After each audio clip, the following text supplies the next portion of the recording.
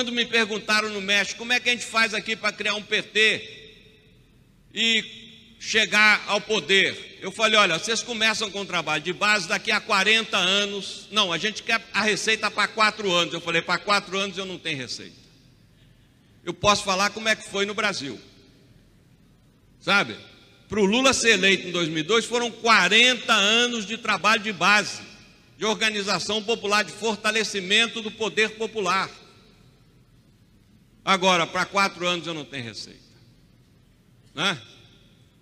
Então a gente precisa ter consciência histórica. Sabe? Você tem um grupo de jovens que não se interessa por teologia da libertação, não quer saber nem dessa palavra, mas você faz lá no seu quintal.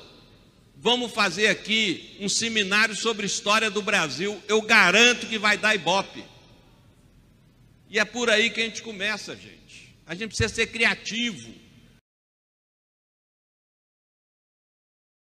Mas por que eu cheguei onde cheguei? Porque eu tenho por detrás de mim um movimento. Eu tenho por detrás de mim uma grande parte dos estudantes do PT, a CUT, a base da Igreja Católica. Eu vou contar uma coisa para você. Eu era fruto da teologia da libertação, dos sindicalistas. É uma coisa totalmente diferente. Ainda no interior tem uma base do PT muito fiel à sua origem, porque tem uma parcela da nossa base ligada à comunidade de base da igreja. Que é xiita. Mas é xiita em função da circunstância. Boa noite, caros amigos. Uma palavra rápida sobre 3 personalidades emblemáticas da esquerda católica: Lula, Boff, Frei Beto. Não é segredo para ninguém o seguinte: a esquerda no Brasil nunca teve projeção verdadeira.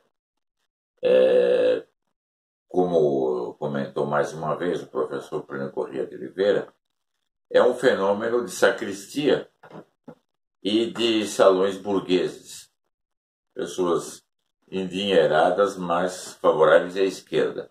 E também alguns filões de agrupamentos estudantis e congêneres.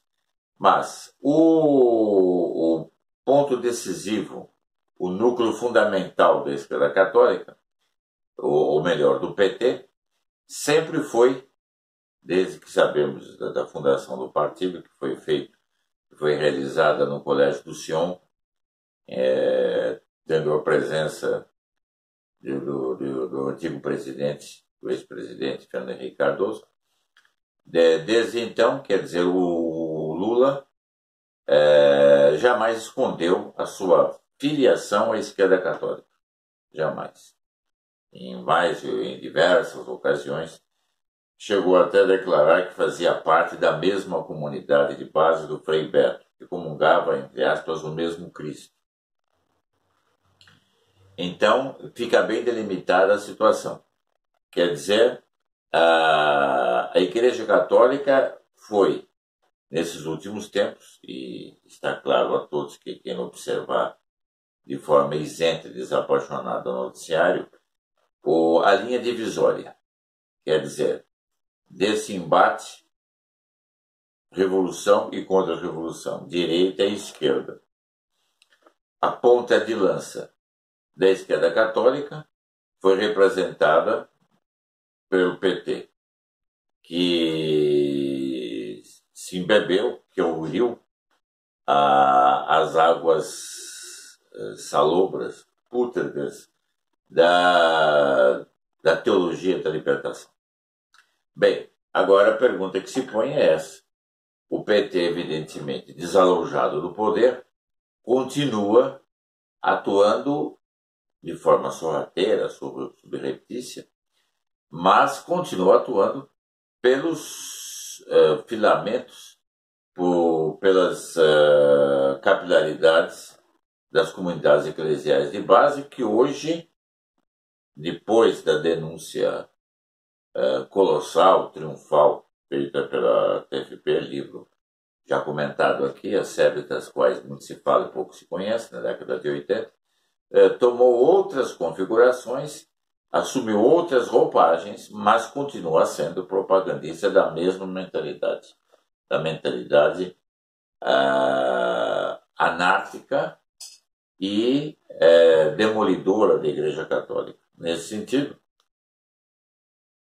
importa lembrar o seguinte: o Lula, em mais uma ocasião, deixou bem claro que houve um trabalho de preparação lento, mas bem sucedido, que levou ao poder. E esse trabalho foi articulado pelos integrantes das comunidades eclesiais de base, bafejados, sustentados em quantos e quantos lugares pelas dioceses brasileiras. Bem, e qual é o papel nesse contexto de Boff? Apenas para lembrar quem é Boff, em duas palavras. É famoso, ele é autor do livro Igreja, Carisma e Poder. Nesse livro, as ideias que ele defende são simplesmente estas: Jesus Cristo não fundou nenhuma igreja. Depois, o dogma só vale para determinada época e circunstância. Tudo isso é de uma aberração inaudita. Continuando, a hierarquia católica é uma usurpação contra a comunidade dos cristãos que deveriam autogerir-se. Quer dizer, eles deveriam controlar a igreja e não ser controlados pela igreja. Portanto, a subversão mais completa. Cabe à hierarquia somente a harmonização e coordenação da vivência religiosa. Ele chama a vivência religiosa as supostas experiências, entre aspas, que cada católico teria em seu respectivo meio, o que é a mais refinada definição de protestantismo, o estilo Trembleur, Quaker, quer dizer, do gênero pentecostal mais definido. Pois bem, após uma primeira reprimenda, isso na década de 80, o Boff continuou recalcitrando face às tentativas da Congregação para a Doutrina da Fé de fazê-lo voltar atrás. Evidentemente, ele não voltou atrás e foi condenado ao chamado Ano de Silêncio Obsequioso, devido ao perigo à sã doutrina da fé que seus escritos causavam. Bem, que efeito teve esse silêncio obsequioso? Nenhum, evidentemente. A editora Vozes continuou a publicar as obras dele durante muito tempo, e isso não foi alterado, né? Em 1992, o frade rebelde voltou a desafiar o Vaticano, publicando o seu livro Igreja, Carisma e Poder, sem o imprimatur obrigatório, e nesse mesmo ano ele rompeu definitivamente com a Igreja, renunciando aos votos religiosos e passando a viver em concubinato com uma divorciada. Mesmo assim, ao que consta, ele, não tenho comprovação disso, mas o que consta é que ele continuaria a apresentar-se como religioso e até mesmo ministrando sacramentos. Bem, esse Frei Boff, portanto, que atitude toma hoje? Ele é a alma inspiradora, grandes proporções, do Sínodo da Amazônia. E ele passou do comunismo, quer dizer, da esquerda católica, ele que em 1981 declarou, depois repetiu essa declaração mais uma vez, não é propriamente a teologia marxista que eu faço, mas eu quero inserir o marxismo na teologia. Isso aqui é uma declaração textual dele. Quer dizer, o Boff fez a inserção do marxismo na teologia. Isso é a teologia da libertação. Esse Boff é considerado a alma mater da nova teologia verde. A teologia verde corresponderia ao desdobramento da teologia da libertação, agora numa vestimenta nova, o que se pode chamar de, digamos assim, uma vestimenta mais voltada para a ecologia. Aqui temos o seguinte: no Congresso Intercontinental de Teologia, realizado sob os auspícios da Unisinos em São Leopoldo, Rio Grande do Sul, o ex-seminarista, e isso foi no ano passado, definiu alguns dos parâmetros essenciais dessa nova teologia eco-marxista. Então, note bem, trata-se de uma fusão, se é que podemos denominar assim, entre a Revolução Marxista Clássica, quer dizer, a teologia da libertação, que corresponde ao marxismo na teologia, segundo as palavras do próprio Bosch, com as concepções ecológicas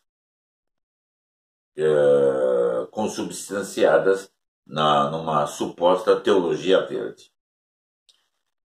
Então ele diz: a marca registrada da teologia da libertação é a opção pelos pobres no contexto da luta de classes já conhecida. Agora aspas, entretanto, dentro dessa opção pelos pobres, é preciso inserir o grande pobre que é a Mãe Terra. Note bem, isso é textual, literal. Que é a Pachamama, a deusa dos povos andinos incubada na terra. Note bem, vamos resumir. Um frade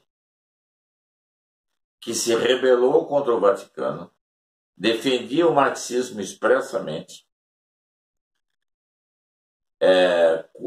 quando foi convocado pelo então Cardeal Ratzinger a depor em Roma. Cardeal Ratzinger era presidente da Doutrina para a Fé, Congregação para a Doutrina da Fé, disse num primeiro momento que ele preferia reunir-se com prostitutas a ir a Roma, prestar esclarecimentos. Bem, então esse frade que defendia aberta e ostensivamente o marxismo, agora defende, além do marxismo, defende a concepção pagã e panteísta da terra, chamando a terra de deusa. Note bem. Então a terra, continua a citação, é a magma mater, é a Tonantzin, é a Gaia, o grande pobre devastado e oprimido. São pelos pobres, explicou Bosch, é preciso inserir o grande pobre que é a Mãe Terra. Note bem, a Mãe Terra é o grande pobre, que é Pachamama, a deusa dos povos andinos incubada na terra. É a magma mater, é a Tonantzin, é a Gaia, é o grande pobre, devastado e oprimido. Eu repito a declaração para que os nossos caros ouvintes possam aquilatar bem o sentido mais profundo dessa revolução. Então, é uma revolução que pretende, nesse lance colossal de inversão dos valores, colocar a terra como centro de tudo. Quer dizer, não é Deus mais. A terra é divinizada à maneira do que faziam os pagãos e os panteístas, e é colocada como ponto de referência. O homem como escravo da terra. Então, o mesmo Frei que abandonou a vida religiosa, hoje vive com uma divorciada e que escreve correntemente pelos jornais, apresentando-se como ex-frei ou algo semelhante, prossegue nessa propaganda devastadora. Quer dizer, ele passou dos ventos, do fluxo da ação comunista, encoberta, se é que se pode dizer, pela expressão teologia da libertação, para a propaganda ecológica panteísta mais desembaraçada possível e mais ostensiva. Veja aqui, além do mais, o ridículo da afirmação. Aspas, não só os pobres gritam as águas, gritam as árvores, gritam os animais, gritam os ventos, a terra grita. Há um espírito que povoa a terra. Agora eu me pergunto, e apresento a todos os ouvintes. Quem não conhece as afirmações clássicas dos pagãos, que constava nos meios indígenas, tribais e tudo mais, sobre os espíritos, as divindades que habitavam a Terra. Quer dizer, é o paganismo na sua expressão mais rotunda, agressiva e, por assim dizer,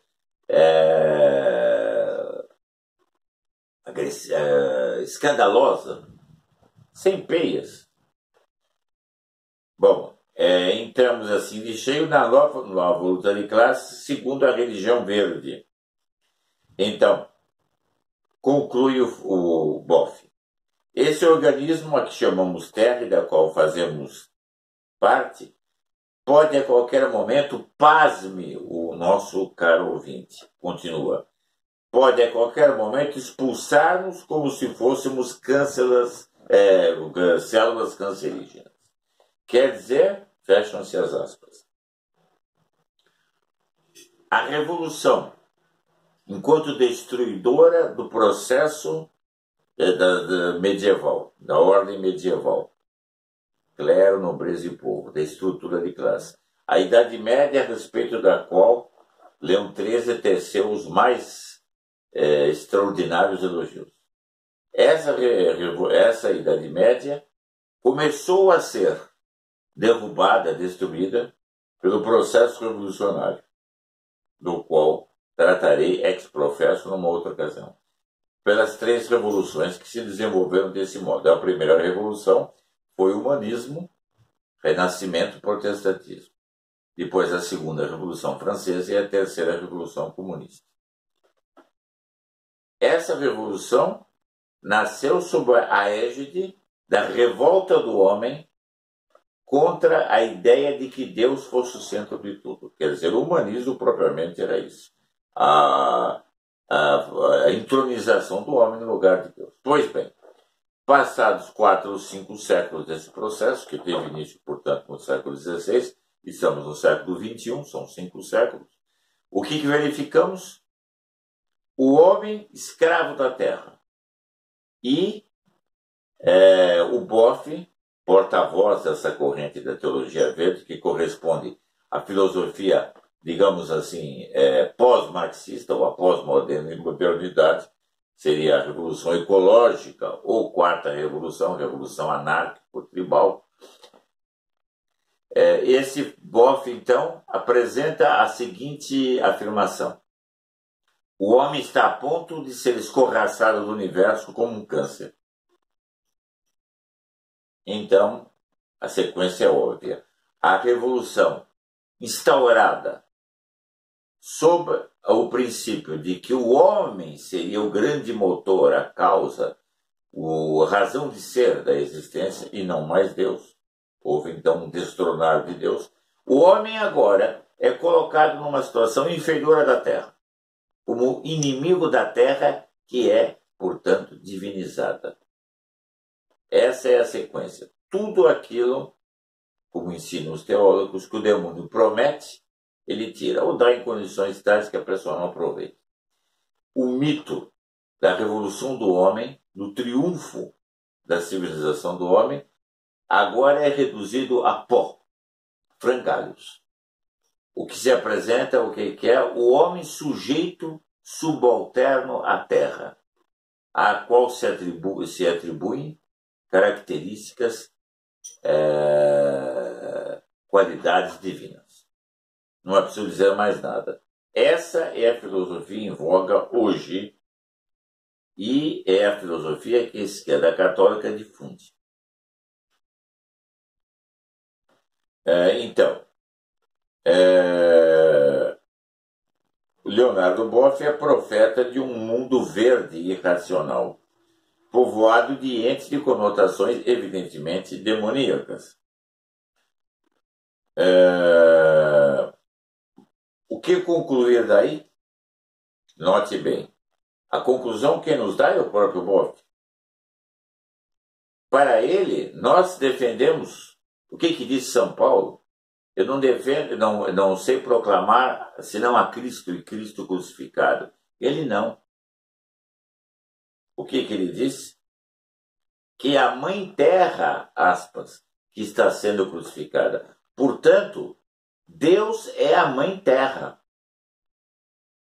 Não é nosso Senhor Jesus Cristo, verdadeiro Deus e verdadeiro homem, segunda pessoa da Santíssima Trindade, unido hipostaticamente à natureza humana, que se encarnou no seio puríssimo de Maria e nos resgatou da escravidão no pecado.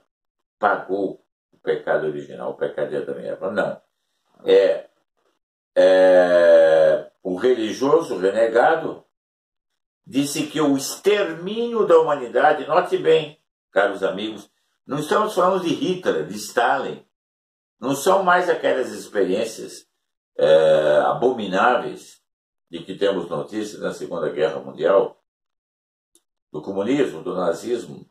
Não é engenharia genética no seu sentido destruidor, querendo apresentar um novo homem. Não.